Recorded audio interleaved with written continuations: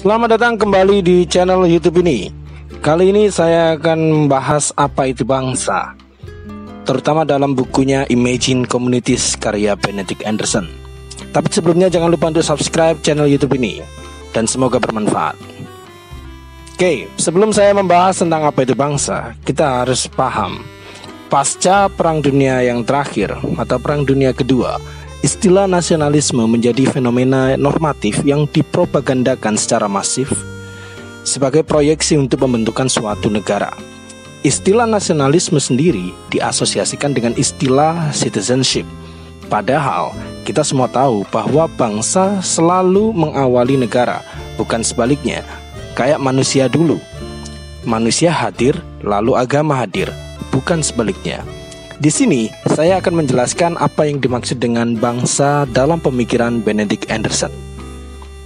Benedict Anderson sendiri adalah seorang sejarawan dan antropolog yang sudah sangat lama meneliti Indonesia. Dalam bukunya Imagine Communities, ia mencoba untuk menggali nasionalisme dari akar budaya, asal-usul kesadaran nasionalis, etnografis, dan lain sebagainya. Bagi anak sosiologi, antropologi, atau sejarah, saya rasa buku ini adalah buku yang wajib dibaca. Sangat disayangkan kalau buku ini itu ditinggalkan berdebu di perpustakaan. Oke, itu yang perlu kalian pahami. Kemudian, apa itu bangsa? Anderson mengajukan definisi bangsa sebagai sebuah komunitas politis yang dibayangkan secara terbatas, secara inheren, serta memiliki kedaulatannya sendiri. Bangsa adalah sebuah komunitas terbayang. Ia imajiner, ia dinamis dan fluktuatif. Setiap proses definisinya adalah proyek politis untuk membatasi dinamikanya. Bagi Anderson, bangsa itu komunitas terbayang atau imagine communities. Karena mustahil bagi tiap anggotanya secara individual yang benar-benar pernah berinteraksi satu sama lain. Dalam bukunya, Anderson menggambarkan proses kesadaran nasional itu hadir melalui proyek dan bantuan kapitalisme percetakan. Kok bisa percetakan? Iya, mesin cetak, alat untuk mencetak atau printing itu menjadi alat nasionalisme. Sekali lagi, kok bisa? Percetakan massal ini menjadi media pembentukan bahasa nasional. Kalau nasionalisme itu ideologi, maka media cetak adalah alat untuk menyebarkan dan menanam ideologi melalui bahasa yang dinarasikan. Itu dalilnya. Dari media cetak yang tersebar, muncul narasi-narasi dan penggiringan opini secara massal, dan dari sana persamaan persepsi dihadirkan. Dan dari sana pula hadir kesadaran nasional. Anderson merefleksikan dengan konteks sejarah seperti yang terjadi di Amerika Serikat. Ia menunjukkan bahwa warga kolonial Amerika atau perintis Kreol pada saat itu adalah kelompok yang pertama kali memperjuangkan kesadaran nasional untuk memisahkan diri dari induk kolonialnya atau orang Inggris. Ya, kita tahu bahwa dulu benua Amerika bagian utara itu dihuni oleh orang-orang suku Indian. Lalu datang orang-orang Inggris dengan muka pucatnya yang membawa budak-budak Afrika. Dan seterusnya, kalian tahu secara itu bagaimana terjadi bedol desa di Inggris menuju Amerika karena revolusi industri di Inggris memakan banyak korban kemiskinan tentunya.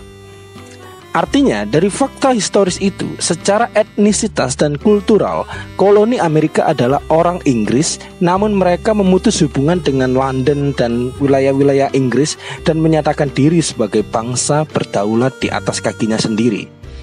Namun mereka sebagai bangsa Amerika dengan dan atas nama diri mereka sendiri, mereka mencoba untuk melepaskan wilayah atau ruang historisnya dengan Inggris.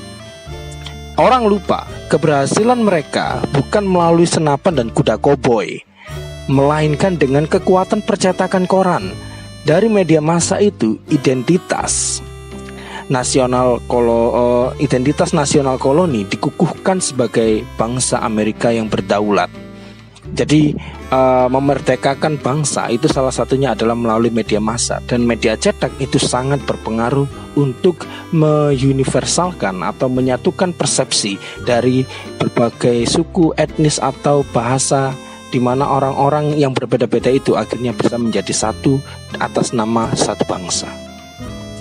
Hanya berselang beberapa tahun dari Revolusi Amerika, para petit bourgeois di Prancis memperjuangkan kesadaran baru tentang bangsa Prancis yang berdaulat memimpin negerinya sendiri tanpa penguasa elit Bourbon. Artinya mereka mencoba untuk menawarkan bangsa dengan konsep demokrasi yang membuang semua aspek monarki. Pada abad-abad setelahnya, model nasionalisme seperti itu ditiru oleh bangsa-bangsa Eropa, hingga akhirnya menjadi universal dan ditiru oleh bangsa-bangsa lainnya di luar Eropa. Itu adalah proses bagaimana bangsa itu dibayangkan, lalu dimanifestasikan atau dipraktikkan atau direalisasikan. Jadi, kalau kalian sadari konsep pikiran atau bagaimana kita berupaya mendefinisikan istilah bangsa, itu adalah proyeksi dari suatu pikiran. Bangsa adalah komunitas terbayang. Orang Amerika membayangkan bahwa mereka bukan orang Inggris. Mereka tetap mempertahankan aksen pinggiran Inggris dengan membuang semua dekorum sok-sok parlente ala orang Inggris. Sehingga kalian tahu bahasa Inggris orang Amerika itu beda dengan bahasa Inggris orang Inggris. Dan mereka mempertahankan itu dan mereka membanggakan itu, dan akhirnya mereka hadir sebagai English American. Orang Prancis membayangkan masyarakat yang lepas dari jerat monarki dengan konsep liberté-nya.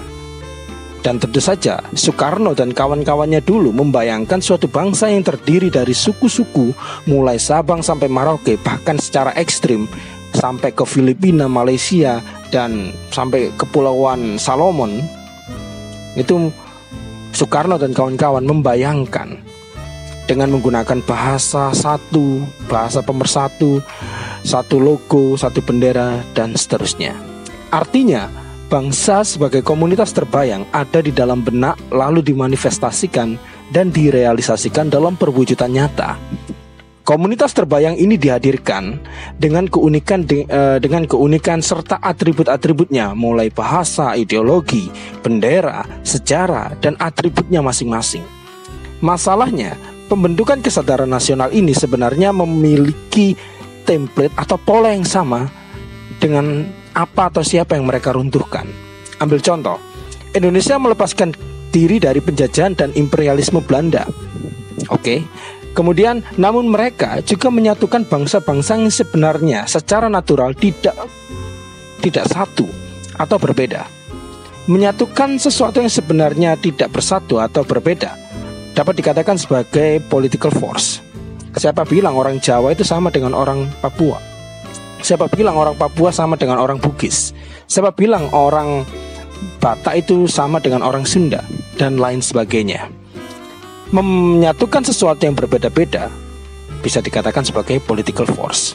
Dengan tujuan apa? Ya tujuan politis tentunya. Tentu kita tahu endingnya, jatuhnya adalah imperialisme dalam wajah yang berbeda, tapi polanya sama.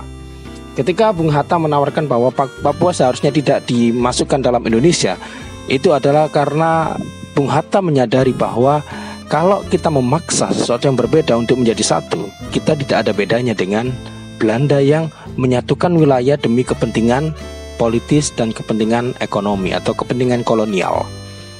Dalam pandangan ini, bukan berarti Anderson anti atau sentimen terhadap nasionalisme.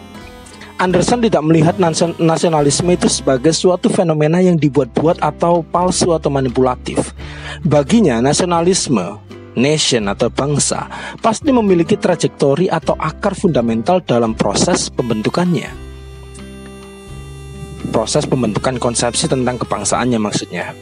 Anderson menikmati rangkaian sejarah bagaimana individu-individu yang menjadi suatu kelompok yang menganggap dirinya adalah suatu komunitas berjuang atas komunitas terbayang yang mereka rumuskan. Dan Anderson sangat mengagumi geliat sejarah seperti ini, bagaimana masing-masing bangsa mencoba untuk menjadi suatu bangsa yang utuh. Dalam konteks nasionalisme Indonesia, Anderson melihat bahwa Indonesia tidak mengalami sejarah nasionalisme yang sama tuanya dengan Amerika ataupun Eropa. Namun bagi Anderson, model atau pola yang berlaku juga terjadi pada Indonesia. Misalnya, Dalam ranah bahasa, penggunaan bahasa Melayu telah cukup lama menghubungkan berbagai pulau dan etnis di Nusantara, jauh sebelum pengaruh Eropa muncul. Bahkan pemerintah kolonial Belanda mengakui status bahasa Melayu sebagai bahasa resmi, bukan bahasa register, atau bukan register kalau dalam istilah orang linguistik. Tentu pemerintah kolonial tidak akan melegalkan sesuatu jika tidak mendapatkan untung di sana. Proses kolonialisasi dan proyeknya yang rumit menjadi sangat terbantu dengan beredarnya bahasa Melayu. Usaha-usaha pemerintah kolonial untuk melakukan proses semacam caca jiwa, pemetaan atau diseminasi simbol budaya berjalan sempurna dengan memanfaatkan orang-orang yang melek huruf bahasa Melayu tadi. Artinya dari bahasa Melayu dihadirkan bahasa politis, bahasa Indonesia dengan tujuan yang kita semua tahu. Oke? Bila kita mencoba untuk mengkritisi pemikiran Anderson, mungkin kita bisa mengawali dari pilihannya menggunakan sejarah Kreol Amerika sebagai nasionalisme pertama. Tidak dapat dipungkiri bahwa konstitusi Amerika Serikat itu dibuat berdasarkan konstitusi Republik Belanda yang menolak kekuasaan Spanyol di sana saat itu. Perhatian kepada komunitas-komunitas etno-religius seperti Albigensia, Hispanik, dan pelarian Yahudi saat itu juga seharusnya dapat diberikan porsi untuk menjelaskan akar budaya nasionalismenya.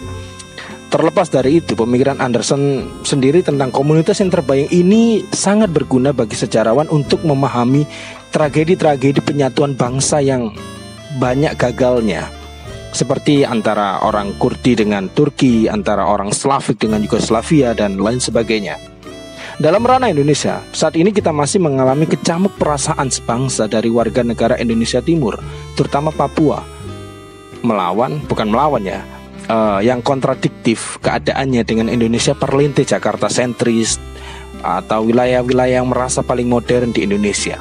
Indonesia Timur yang memiliki pengalaman sejarah berbeda harus dipandang dari sudut pandang berbeda. Seringnya pemerintah malah mengungkit kebaikan yang sudah mereka rasa berikan ke Papua, sementara mereka melupakan seberapa besar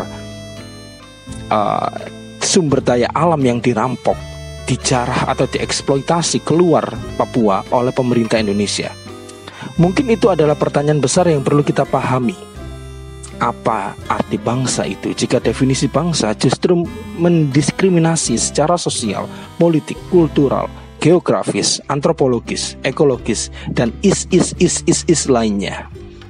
Oke, jadi itu saja yang bisa saya berikan untuk kali ini dan semoga bermanfaat.